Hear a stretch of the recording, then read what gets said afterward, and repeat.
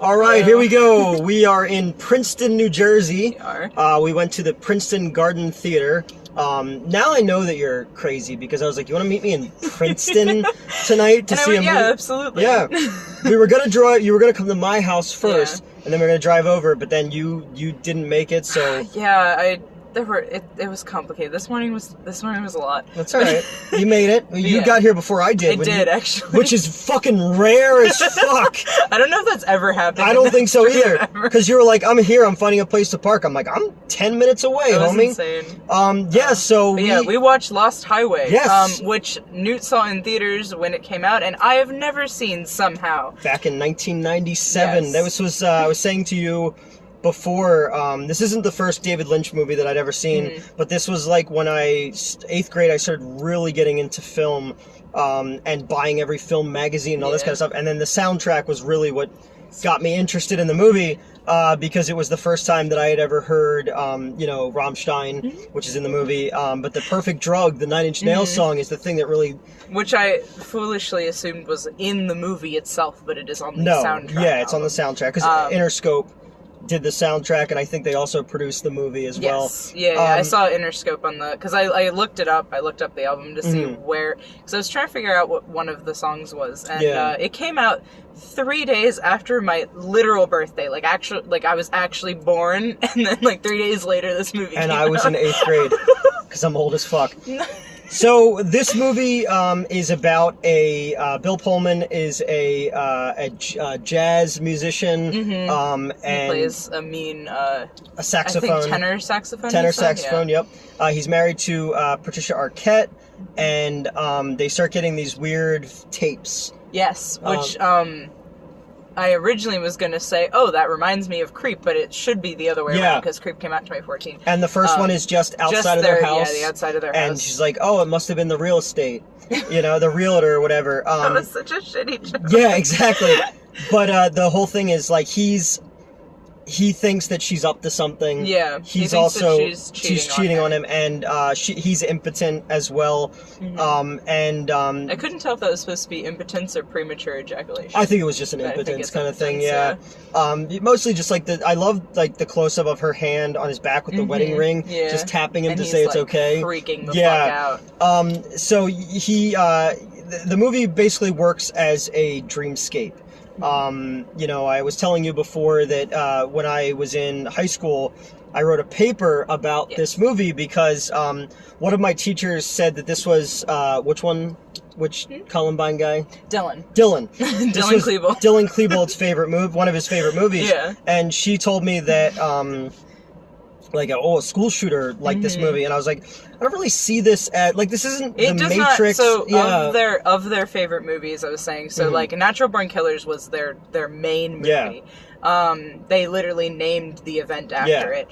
That one makes a little more sense when you watch it, because it's not about a school shooting, but it's they saw themselves in the glorification of violence in the media, and the coverage of violence, as you were saying specifically. So that made sense. But this one, I don't really get it. I think part of it is that Dylan was a huge fan of Nine Inch Nails. Yeah, and Trent did produce a few other tracks on this. So that's because again, I was trying to rack my brain. I'm like, nothing in this movie kind of strikes me as that kind of glorification, because even the violence is, you're not really sure what is real and what's not real. But I had written a paper about this because it reminded me very much of this French short film that won an Academy Award that was actually a Twilight Zone episode. Rod Serling actually bought the rights to it and had it as an episode. That's actually really which is really cool. Where this soldier in France is getting hung, and he falls through, and the rope breaks, and he makes a run for it, and it's him getting away, and just as he gets to freedom, his neck breaks, and you realize that everything in this, it was just his head on the way down, so cool. Which is so cool. Yeah, same thing with Carnival of Souls, where she was dead the entire time, and the man, the ghoul. That's a movie that influenced George Romero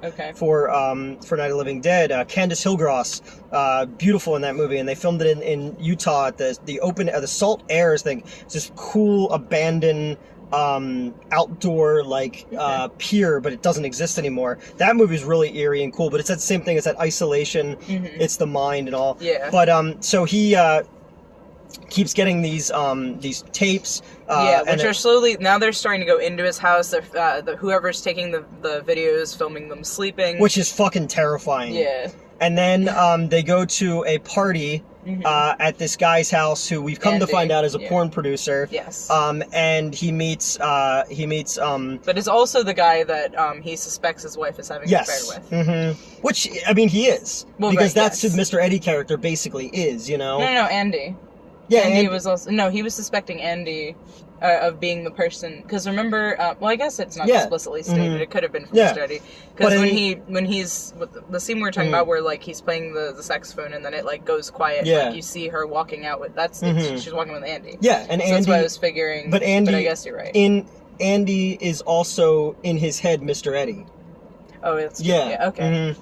Who Robert Loggia plays. You've seen this several times. I've seen it once now. So apologies if I'm. They go to this party and then they meet this weird fucking dude who's like, we've met before, and he's like, I don't think we have. He's like, no, at your house, and he's like, what do you mean? He's like, I'm there now. He goes, call me. It was so cool. And he calls on his own number on this dude's phone, and the dude standing in front of him answers the phone. Yeah. And it's sick. Really fucking scary. And then, like, the next tape he gets is of him murdering his wife. Yes. And then he goes to prison. And while he's in prison, he's complaining about headaches and all this kind of stuff. Yeah, and he's, like, passing out. Henry Rollins is in it, which I thought was kind of funny. I was like, yeah, it's Henry Rollins. It's weird because he's in it, Marilyn Manson's in it, and Twiggy Ramirez is in it as well. Those two are the latter two, not Henry Rollins. Yeah. are porn stars later. Yes, which I thought was so strange. I was like, really? It was neat. But then, so he starts having these, like, headaches, and then he's another guy. Yep, he's, you see the guard, like, checking in on everybody, because he obviously went to prison for murdering his wife. Yeah. He's on, and he's going to get the electric chair. Yeah, and this is now a little too warm. Is it too warm? Yeah. I'll turn it off. It's cold outside. It is cold outside, but, buffering, come on. Oh, yeah, so the guard's checking, and he opens it up, and they kind of lead you on for a second where it's like, ooh, what happened? Because he's like, you gotta see this. Like, I don't even know how to explain it. And it's just a different man. This is now Pete. It's Pete, and Pete is played by Balthazar Getty, who was a bigger actor at that time. There's a lot of actors in it who like had, like, well, Giovanni Ribisi is in it. He's been in a lot of stuff since then. I like their one friend who, like, had the blonde tips and the painted nails. I was like, that dude is 1997 through and through. I dig it. So now it's Pete. But yeah, so now we're following Pete. He gets released from prison because he's not supposed to be there. He did have a criminal record, but he had done his time already. Yes. I forget what he had gotten arrested for. Car theft. He had stolen a car. Oh, okay. Yeah. Sure. His dad is Gary Busey. Yeah. You said Gary Busey seemed normal in this one. He seemed really normal. It was very uncomfortable. But this was 5 years after his brain fell out of his head. Which I did not know happened and explains everything. Yeah, right? But yeah. If you ever watch there's, like, behind the scenes from Predator 2, where you're just like, that dude is, like... Okay, I haven't seen the behind the scenes. I do like the Predator movies. Yeah, but it's like, it's almost like a bunch of cats in a man's suit. Like, you know? Didn't he also have some, like, anti-Semitic rant or something? Well, he molested somebody at the fucking Monster Mania convention in Cherry Hill. You fucking... Yeah. Yeah. And the funny thing is, so my friend Dan, who runs Exhumed Films, I don't know when I'm releasing this video, but last weekend was the 3D triple feature. They showed 3 movies in 3D, and he runs that. But his kids cosplay as the zombie with the head cake from Creepshow, and they use that picture in the newspaper while talking about Gary Busey inappropriateness, and he's like, okay. That's funny. Oh my God. So now we're following Pete. And at this point, I'm wondering if you have any clue what's going on when we're watching the movie, because it was the first time you had seen it. Yeah, not really is the answer. I was very curious how they swap places. Like, obviously, I think I was still very firmly suspecting vampires at this point, because the mystery guy fucking said, that he doesn't go in places he's not invited. Yes. And that is a huge vampire thing. And he looks like a fucking I mean, look at this guy, right? So, this whole time I thought it was vampires until Robert Blake, who plays the mystery man, was on a show called Beretta in the 1970s. Oh, yeah. And then he actually murdered his wife with a Beretta. And which is kind of funny, because this movie's about Yeah, the murder of a wife. His wife, yeah. But the whole movie apparently started from David Lynch. Someone rung his doorbell, and over the speaker said this person was dead. And when he went out there to check, there was nobody there. And it was around the time of the O.J. Simpson trial that he was writing it, which was about a wife murder. So that all seeped in there together. That was very cool background because yeah, I was saying it'd be funny, be the guy who's like, oh shit, wrong door. Wrong house, and then watch the fucking Lost Highway and be like, hey, wait a minute. But, we're following Pete, and he is, as you were saying, everything that Fred, who's our original prototype, wants to be. Is not. He's cool, and as the cops say, because the cops are following him, which also threw me a little bit, because, which should have tipped me off that it wasn't vampires, but, because I was like, why are they following him? He wasn't supposed to be there. I did obviously put it together eventually, but when I was still like, this is vampires, I'm like, why is he following? Well, even, because the cops there, and the cops... they said he gets more pussy than a toilet seat. Which I loved. I thought that was great, yeah. But that's obviously the exact opposite of Fred being impotent and potentially being cheated on. Yeah, because he is just in charge. And I also thought Natasha Gregson Wagner plays... What's her name? Alice? The blonde? No. What was the girl, his girlfriend in that world? Oh my god. It starts with an S or something. Sophie or something like that? Whatever. It's akin to that. I'm Googling it. Natasha Gregson Wagner is the daughter of Natalie Wood and Robert Wagner, and Natalie Wood died under mysterious circumstances on a houseboat with Christopher Walken, and they think that he helped cover up the murder of... So it's a whole thing. So nuts. But she was in a lot of shit back in the day. She was in this weird movie back when Robert Downey Jr. was, unhireable because he was on drugs, where it was just him... Natasha Gregson Wagner. Sheila. Yeah. And then, what's the girl who played Roller Girl in, Heather Graham. Okay. And it's just the three of them in an apartment the entire time. But there was one period of time before Iron Man where nobody would touch Robert Downey Jr. with a fucking 10-foot pole. I did hear about his, return and everything. And it was funny, too, because, and I think I've told this story before, he realized he had a drug problem while he was eating Burger King, and Burger King sponsored the first movie, the first Iron Man movie. God. So, she represents the version of his wife in the other story that he can satisfy. Right. And the thing I think is so cool about it is every time they make love, they play Song of the Siren, which is Jeff Buckley's song. I'm sorry. You're saying is one of your favorite songs. Tim Buckley, Jeff Buckley's his son. They both died under sad circumstances. But it is one of my favorite songs ever. It's got one line in it that is so fucking beautiful that I want to get it tattooed on my body. Hell yeah. It's, I dreamed about you. And that line, especially in the last year with things, has really struck me in a weird place. And I think about that a lot. You think about, even though you're out of people's lives, do they think about you, I mean, I feel bad when I relate, Scream to you losing the people you did. I don't know why I feel bad about it, but I do. But it's a similar thing where I keep dreaming he's alive, and it's then I wake up and it's for a split second I'm not really sure if it's a dream or not. Yeah. So. Yeah, and that's just one of those things. The version in this movie is from the band The Mortal Coil. It probably is best known for being in the Texas Chainsaw Massacre remake trailer. But the original version, the first time I'd ever heard it was on The Monkees, because they used to bring on their weird psychedelic and folk friends to be on this kids show. And they would have Frank Zappa on there, people like that. So I've discovered that song that way. And the idea of the song is, the song of the siren, the rhyme of the Ancient Mariner, basically, where there's always that female who's luring us. There's a line in a Radiohead song. There's always a siren singing me to shipwreck. And it's the idea of the power that women have over men.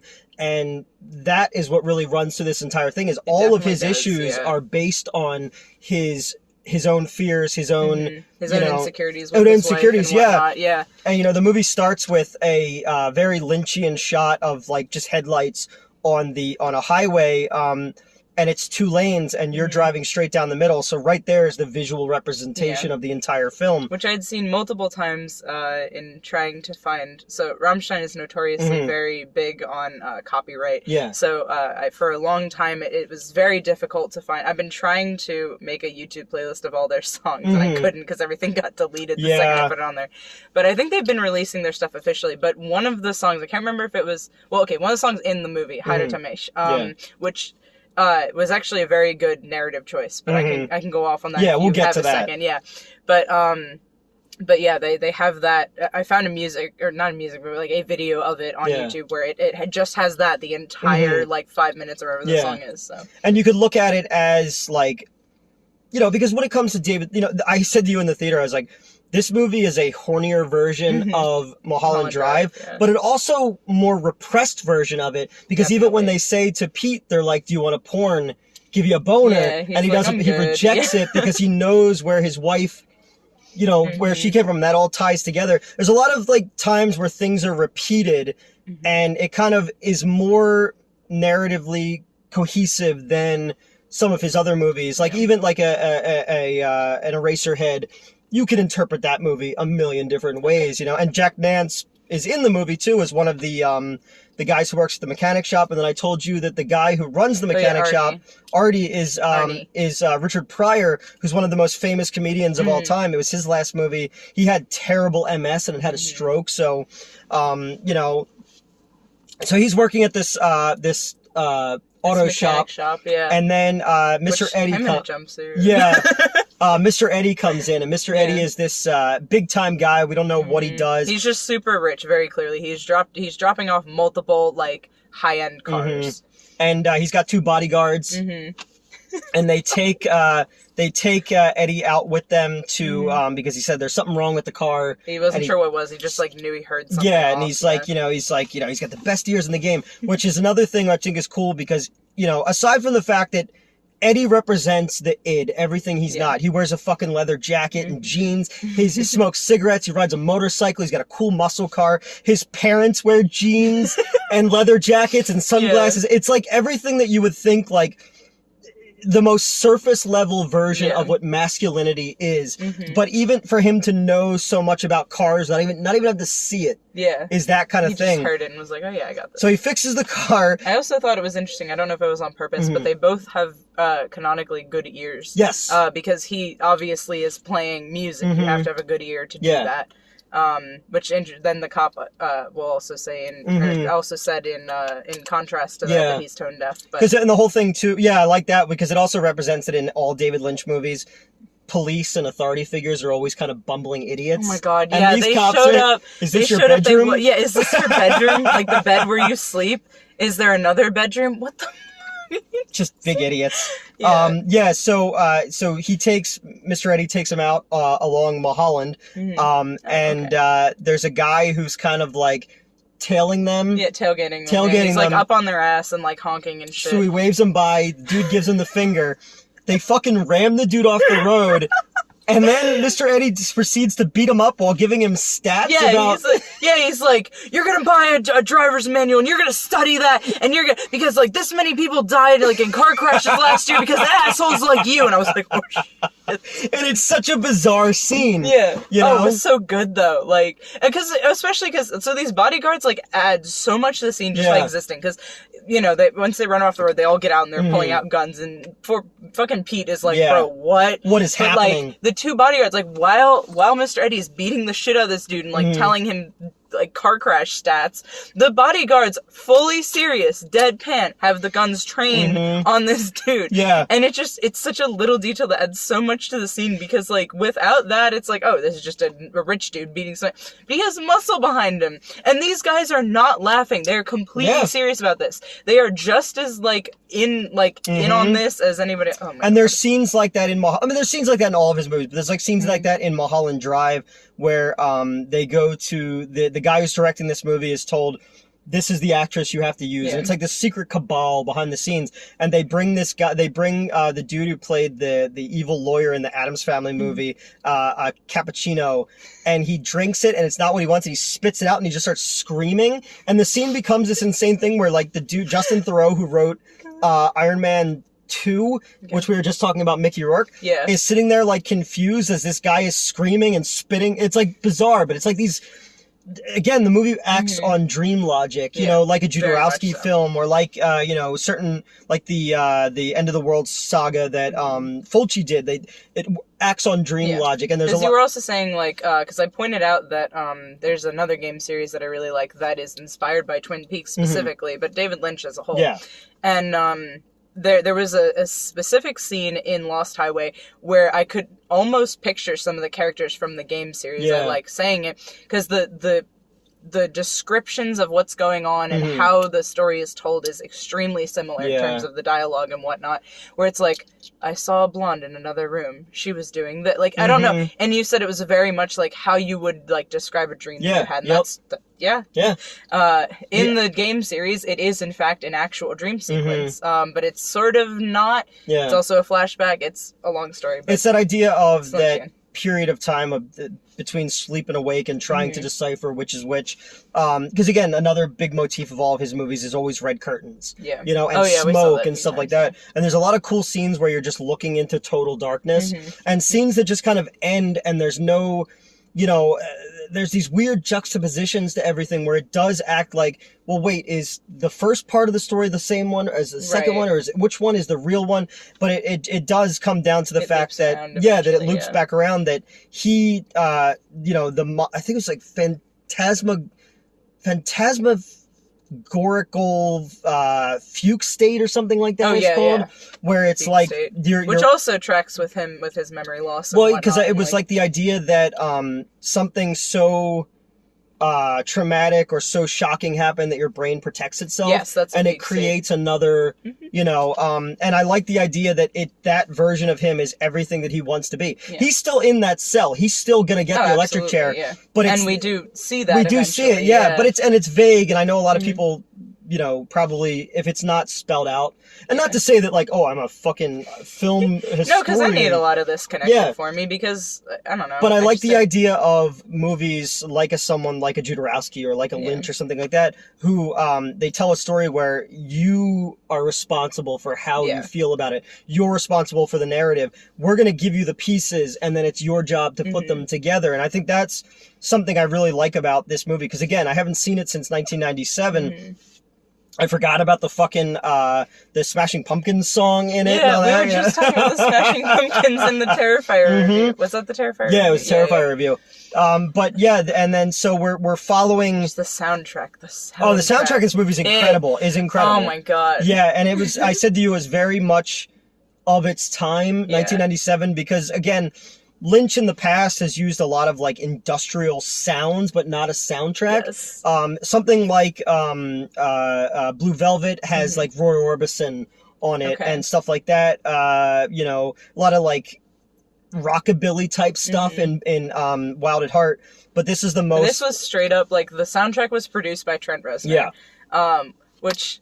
I mean, the man's a fucking genius. And again, I still picture the Perfect Drug music video in my head, because it used to be on MTV all the time. But slowly but surely, his reality is seeping into this fantasy. He hears the saxophone music on the radio. That was good. That was cool. He hears like the same saxophone that we hear at the beginning when he's performing, but he hears it as Pete, and Pete like gets headache or starts getting a headache and like kind of freaks out a little and turns it off, which is also funny because then the other guy's working. I was like, I like that song. He was like, well, I don't. And then another version of Patricia Arquette's character shows up as a blonde, and great version of this this magic moment done by, I think it's the dudes who did a lot of the music in like the Farrelly Brothers movies, like Kingpin and There's Something About Mary. At least that's what it sounded like. And so she's automatically like connected to him. There was like that moment. The song that was playing was talking about how like, oh, you know, you feel it too and that sort of thing. She comes back and like, you know, insists on taking him to dinner, and then they skip it and just fuck. But she is involved with Mr. Eddie as well, which also again brings the parallel of the wife. And like, you know, she's cheating on him, on Mr. Eddie with he goes from Pete. The cucked to the cucky. Exactly. To the stud is the term, the fetish term anyway. But they put me out the stud, so I can't go into a fucking hardware store. No, every stud finder just goes off. Oh, you know what? I had a joke for you. Oh God. What do women and pools have in common? They're both wet. What is it? They both they cost a lot to maintain for the amount of time you spend inside them. No. That's like kind of not. I was at 7-Eleven the other day getting fucking Gatorade, and some old man outside told me that joke, and I went, "All right." You're like, "Okay, buddy." Yep, okay. Oh my God, what was I even? The stud. Yeah, the stud. Yes. So yeah, so he goes from the cuck to the stud, essentially. So he's fucking her a lot. He's fucking Natasha Gregson Wagner a lot, and she's like, "Do you like me?" Yeah. And again, she represents the wife, and as soon as Alice becomes a bigger part of it, she kind of fades out of the story. She does. I straight up forgot about her until she ran up when he was coming home the one time after agreeing to because obviously Mr. Eddie can tell. Yeah. Which is, I'm sure, supposed to be like a reflection of him suspecting it. Yeah, because like I said, Mr. Eddie doesn't exist. Yeah, the man doesn't exist. Mr. Eddie represents all of his fears, all of his anger, it's a pent up thing that he can't be is represented in this man. The guy with the videotape camera who calls him and stuff like that, represents the vampire, represents the truth, not the Cinemassacre truth. He even because he even specifically mentions that because when they first found the videotape of them sleeping and they call the cops and everything, it specifically mentioned that he does not like video cameras because he prefers to remember things the way he remembers them. And at first I was like, oh, he wants to live in the moment. And then he's like, no, I want to, how I remember it, not the truth. And that's when you go, okay, so creepy. So this guy is all of your sins. Yeah. That can be proven and shown. Exactly. So I was like, oh, it's cool, because at the end where the two of them are together with the third one, and he basically kills that version of himself, I was like, oh, this is really neat. Very cool. So they're banging, but he knows about it. Yeah, all right, yes, he knows about it. He threatens Pete a few times. He's like, if I ever found out that she was making out with somebody, I'd stick this gun up his ass. Oh yeah, so far it came out his mouth, and then I'd blow his brains out. Yeah. That was a good sentence. And she calls him and tells him, I can't be with you tonight. Right. So then she calls, right, there's a couple threats, right? But then at one point she's like, meet me at this hotel that we've been fucking at. And they agree to rob Andy. Yes. They agree. She comes up with this and he doesn't protest. Yeah. And then you have the mirror of the wife again, where you get, but this time it's her, where they're talking about, or she's talking about how she met this guy at this place that was the same as the place that the wife met Andy. I just forget what the name of it is. Club Mook or something like that. He offered him a job. Yeah, offered her a job. And the wife originally did not elaborate, but Alice elaborates, and that's when we find out that he is producing porn. Porn, yeah, and then she was in porn. That was because when they go to his house, and it's playing. It's on the playing, but it's fucked up too. But it's even more fucked up that it just keeps playing. Yeah, I noticed that she doesn't turn it off. Yeah, she's getting fucked from behind in the middle of this whole thing, and you're like, it's huge it's too. Yeah, it's massive, and it's just crazy. Yeah. So so he she's like, I'm gonna go see Mr. Eddie, and he starts to freak the fuck out because now he envisions her with him, right, and what can be going on. He's just sitting in his room, and there's all the shots of the bugs and shit like that that are drawn to the light, which is cool because that was neat. The moth to the flame basically is a representation of their relationship. Absolutely. And so he goes out and fucks Natasha Gregson Wagner, but he's having a hard time because it's starting to seep in. Yeah. And like I said to you, I was like, there's been many a times where somebody I've been with has been like, I'm going to see this person, and then all you have in your head is the bad that could be going on, That's fair. And I'm not a jealous person, but there have been times, But yeah, so then he goes out and fucks her, and then he comes home, and Mr. Eddie calls. Oh yes. I think he called a few times, but the one time I thought was that was the threat before. Yeah. That was before they agreed. Because I was going to say, when he gets back from agreeing to rob Andy, that's when Sheila, like, comes in and is like, you're fucking somebody else, and, like, freaking out at him. And they won't tell him what happened the night that he disappeared. Because the parents already referenced that, that said that the cops called, and that they won't tell anything about that night. Because even he doesn't know. He has no memory. But it's also the idea that he's created his own narrative, his own reality, and in that reality there are blind spots, and I think that's cool too. That there is an event accurate. Exactly. If you had done that, So Mr. Eddie calls him. And he's like, "Are you doing okay?" Yeah. He's like, "Yeah, I hope you're doing okay." Yeah. I'm glad to hear you're doing okay. And then he puts on the mystery man. Yeah, exactly. Our vampire. Not the vampire. The wife just killer. Like calling him that. I'm sorry. And pulling on my cloak. I know. I can't pulling believe on your cloak. you. I know. No, it's fine. But yeah, and then the cloak. The cloak. Ouch. Yeah. The not vampire was like, he was talking about how, like, on death row and whatnot, how, like, they're not expecting it until they're anticipating, but they're not, like, it hits more suddenly than you expect, and then he hands back the phone to Mr. Eddie. And that's when he just says one more time, like, I just want to take the phone back, and, like, sorry, that hurt my brains. And it was like, I just want to take the phone back and say that I'm really glad you're doing okay. Yeah. And he's crying, like his single tear comes down his face because, like, this is fucked up. Like, what the fuck is going on? And his parents had disappeared, so he keeps checking, or, like, looking up throughout the phone call and seeing his parents standing there, and then when he hangs up, they're gone. Yeah. I don't know what that was supposed to be. Well, it's just like a safety net I thing, think, maybe. Yeah, exactly. And now it's like he's stripped bare of it.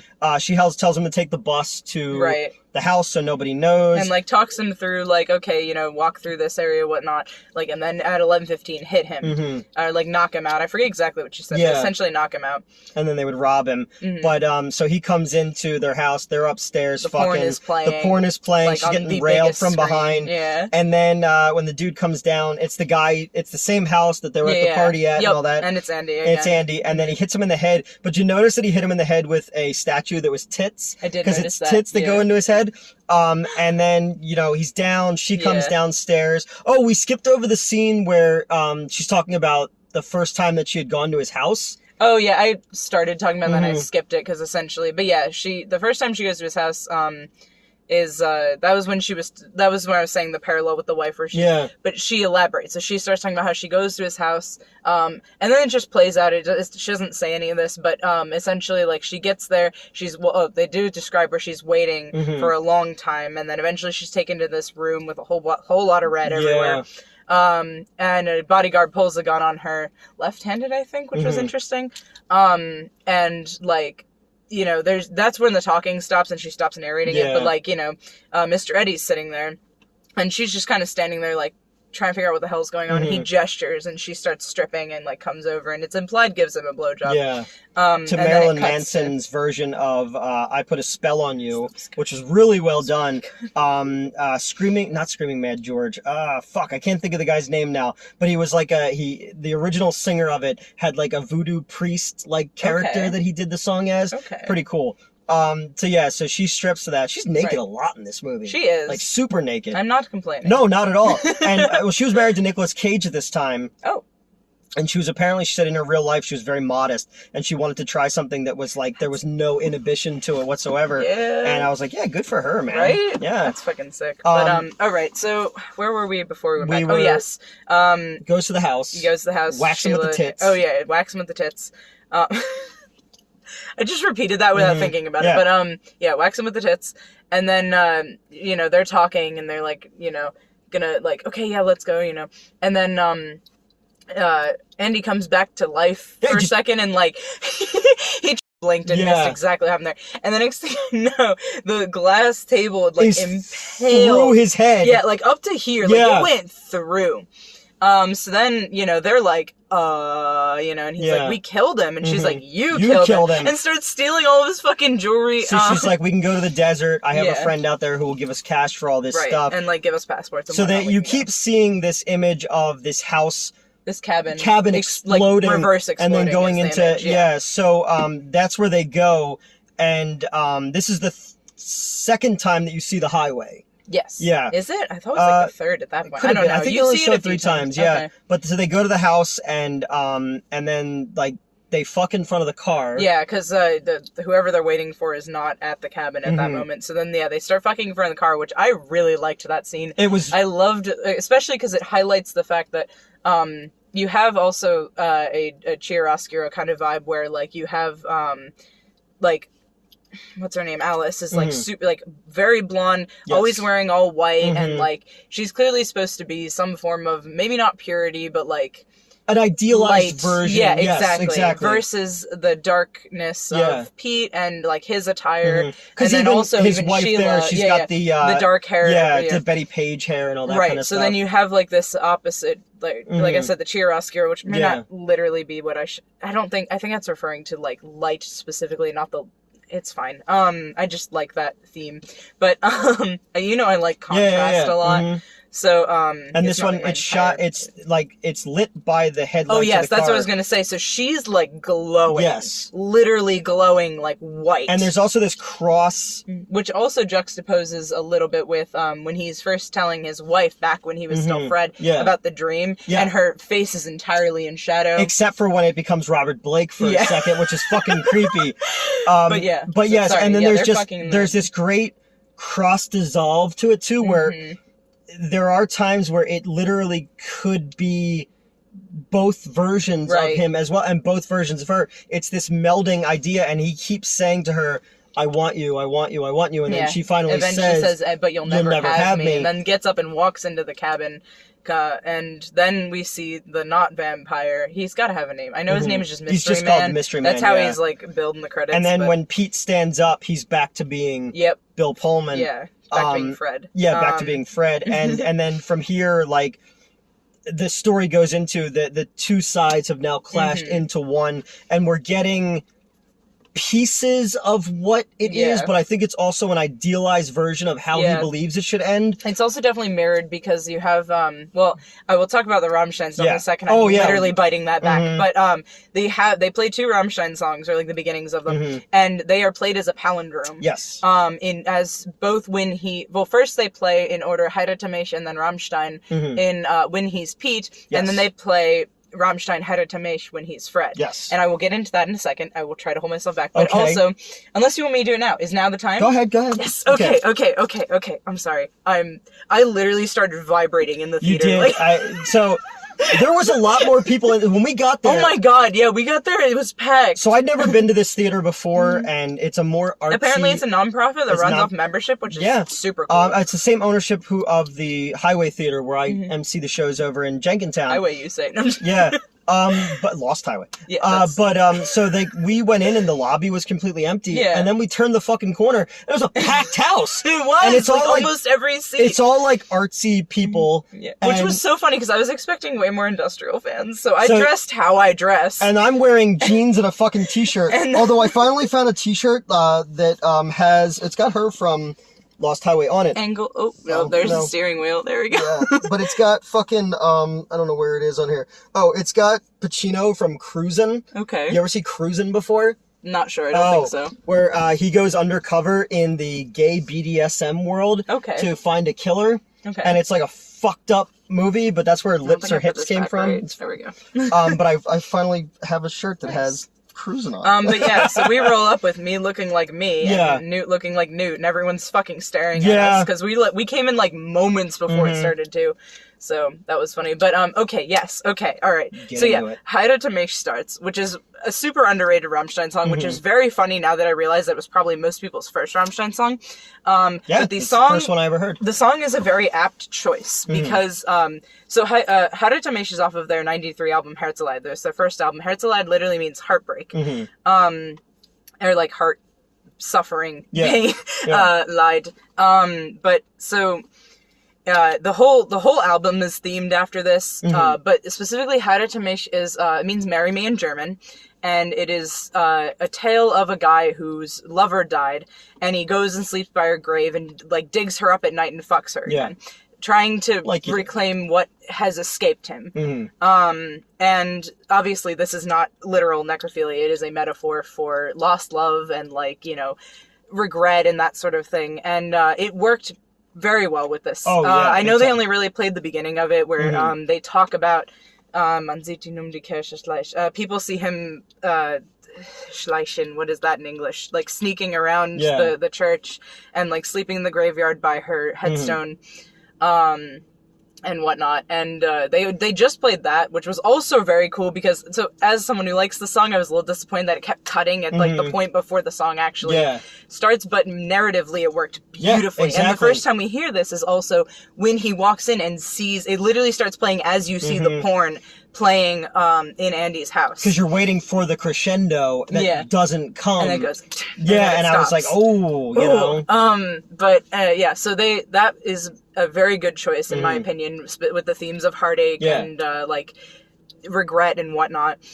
And then the second song is Rammstein, the Song, which is less thematically appropriate, but the parts that they did play did work out. Because it's the beginning, which sounds like, especially now that I saw it with like some of the camera work and whatnot, very trippy. It's intended to be a very creeping song, especially at the beginning, and then with the juxtaposition of like how he had like the what's it called? I guess it wasn't juxtaposition, but like how he had like, I'm sorry, I'm way too excited, I can't breathe. The hallway warping and shit. That's really when they're at the Lost Highway Hotel. Yes. Oh yeah, the Lost Highway Hotel. He's and then also that's what's prompted all this.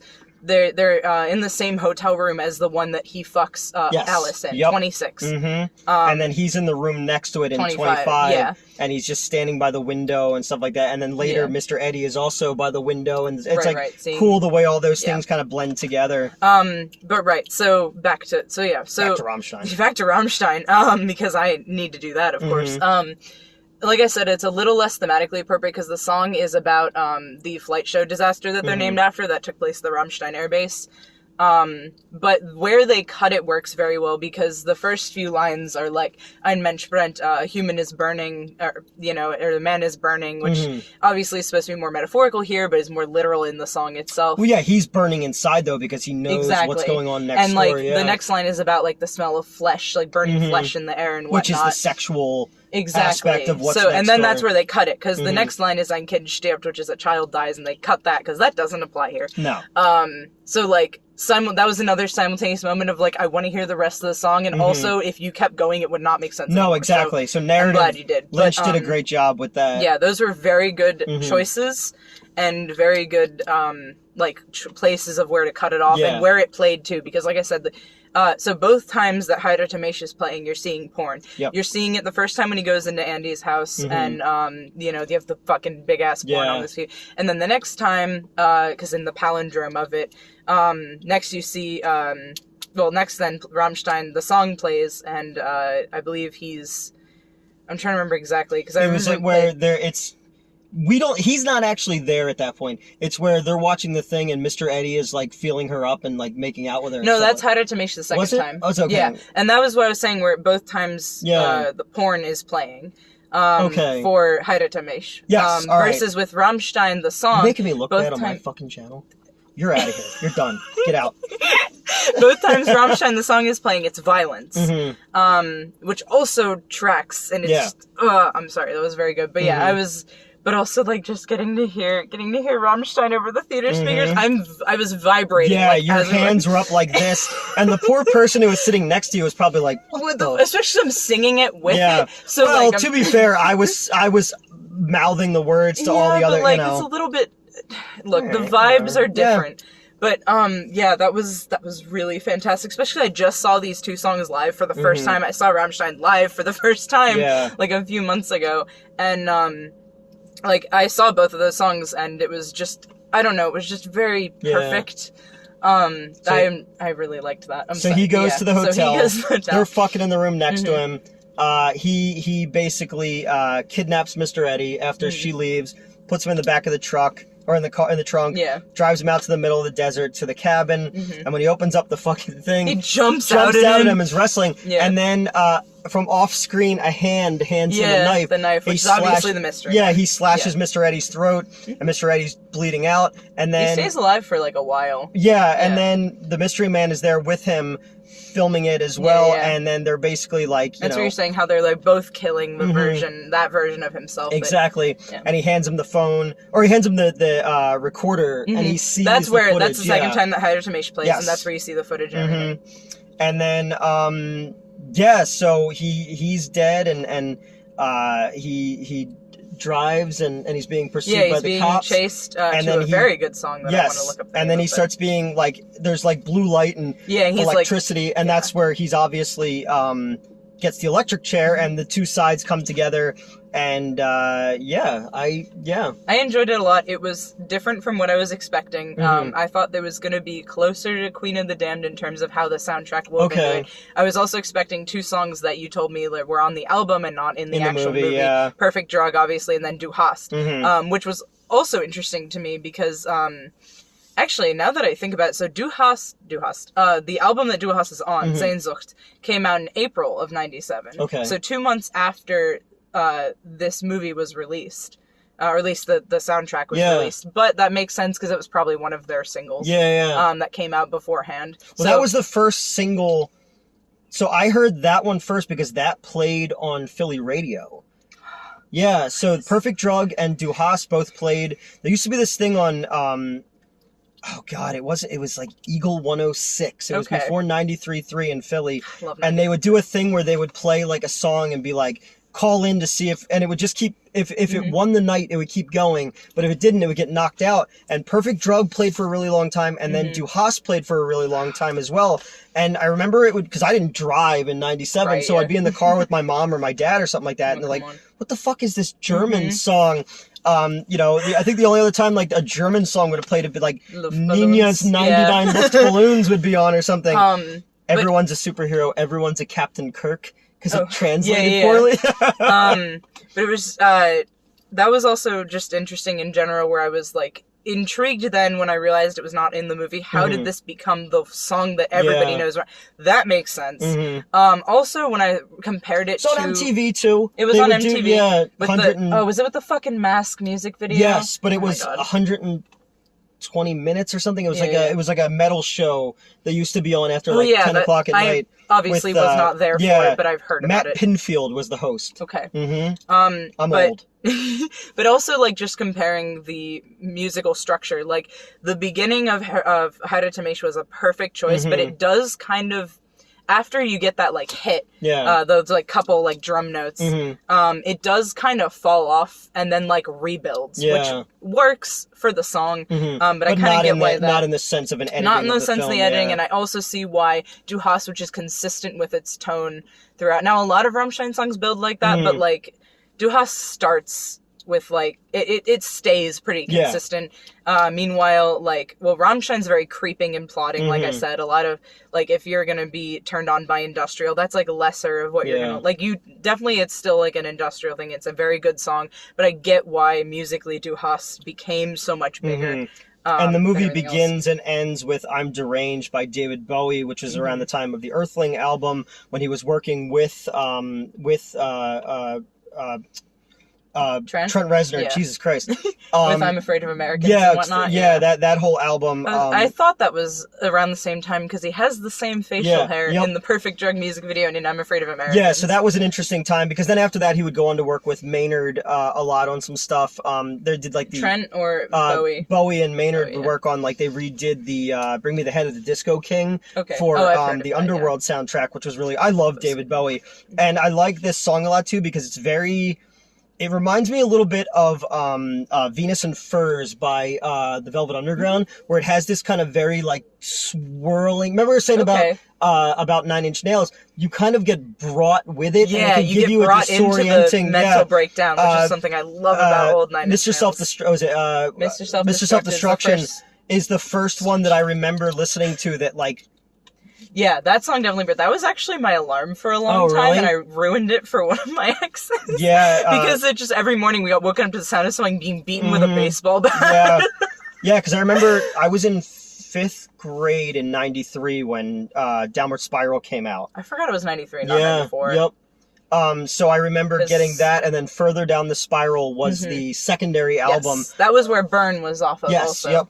And then, but before Closer to God. Closer to God was, and that whole album is fucking incredible. Even is that where the Dead Souls cover is as no, well? that's the Crow. Oh, okay. The Crow soundtrack. We were talking about that because we were talking about like movies that had soundtracks that were like influential. Yeah. You know, and because I was saying like I was surprised that you didn't put that in the list, but you said the Crow, and that. No, the Crow was like your introduction to, you know, Nine Inch Nails, the Deftones, The Cure, you know, a lot of those type of bands. And even the second one has a fucking awesome soundtrack. I haven't seen the second one. The second movie's okay, but the soundtrack is fucking killer. It's got Hole covering Gold Dust Woman by Fleetwood Mac. It's got fucking Rob Zombie doing Boogeyman by fucking Casey and the Sunshine Band. Iggy Pop is on it, and PJ Harvey is on it. Some great fucking bands on that one. Is this your first David Lynch movie? I think so. You said he did 94 Doom? 84. 84. Yeah. He did that because he turned down directing Return of the Jedi. Oh, okay. I would say I might have seen that because a while ago I went and binged all the Doom movies, I think. Because Doom is also a huge the new thing one, and then there was the sci-fi. That is another Columbine thing, by the way. Doom? Like, yeah, they were Eric made multiple Doom wads for Doom 2. Doom is like, I read it, but I never really, it didn't sink in the way that like Lord of the Rings sunk in, because it was like, I liked it, but I also like, it was a lot to know. That's fair. Which is I have plushes of some of the demons. But I mean, like, I've grown, like, I thought that the version that they did last year was great. I thought it was actually really well done. But I love that director. Like, Arrival is so fucking good, and Prisoners and stuff like that. But yeah, Lynch is one of those ones where you either love him or you hate him, because he kind of releases you on a path and gives you things. And then if you know, like, if you're not a big fan of, like, you know, if you went into Twin Peaks thinking, I just want Who Killed Laura Palmer, and then you have all this other shit. But you know, which I haven't seen Twin Peaks, but I've got the game series is inspired. Fire Walk with Me, you know, the movie, a lot of people booed off screen at the Cannes Film Festival. Well, I told you about Lost Highway as well. Ebert and Roper gave it such a bad review that David Lynch had all the posters taken back, put their terrible review on it, and then released the posters. That's such a move. But it has the Fire Walk with Me has this beautiful fucking ending where you know, basically Laura Palmer is being whispered into her ear her fate while sitting in the Black Lodge, and it's just her laughing and crying as there's like a superimposed image of a child as an angel lowering down. It's like this bizarre thing about accepting one's, you know, if you looked at it like a Greek tragedy, it would be like, you know, accepting one's fate and all that kind of stuff. Back when we were doing Underbelly, I wanted that to be the very last scene of the very last episode where Justin is the angel and stuff like that, but nobody would have gotten that fucking joke. I haven't seen any of the Showtime versions of it yet, but I want to. So that is Lost Highway. I do think I will like more David Lynch. I think I was also very much in the right mindset for it. We got to do Mulholland Drive, because I've shown you the Club Silencio scene, which is one of my favorite scenes ever. Yeah. Like, even just watching it on YouTube on my phone or whatever, goosebumps. That was insane. To a cover of a Roy Orbison song, but in Spanish. So I'm gonna take you to your car, and then I'm gonna go home, because I'm gonna also go home. Where are we? Princeton. New Jersey, yep. I like the vibe here, honestly. Yeah, and it's just funny that now I'm like, now you're stuck. You're traveling with, you know, you're meeting me in weird movie theaters to sit in my car and review movies. Fucking idiot. Look, never mind. All right. We're not gonna be later. Lost Highway, Rammstein. So much Rammstein. I'm gonna go home and I'm gonna listen to I'm gonna listen to the whole soundtrack.